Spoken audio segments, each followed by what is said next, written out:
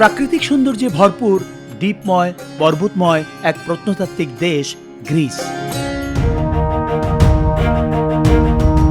শীত কিংবা গ্রীষ্ম প্রতিটি ঋতুতেই মোহনীয় প্রাকৃতিক রূপ, রয়েছে দর্শনীয় সব প্রাচীন নিদর্শন।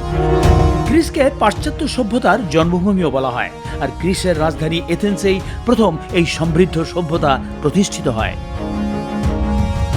দর্শক মন্ডলী, কথা বলছি গ্রিসের রাজধানী এথেন্স থেকে। আমি এখন দাঁড়িয়ে আছি এই এথেন্সেরই ব্যস্ততম একটি স্থান সিনথাগমা স্কোয়ারে। আমার পেছনে দেখতে পাচ্ছেন সংসদ ভবন, যেটি প্রায় 150 বছর আগে নির্মিত। বিশ্বের প্রাচীনতম শহরগুলোর মধ্যে অন্যতম হচ্ছে এই এথেন্স নগরী। গ্রিসকে বলা হয় পাশ্চাত্য সভ্যতার সূতিকাগার।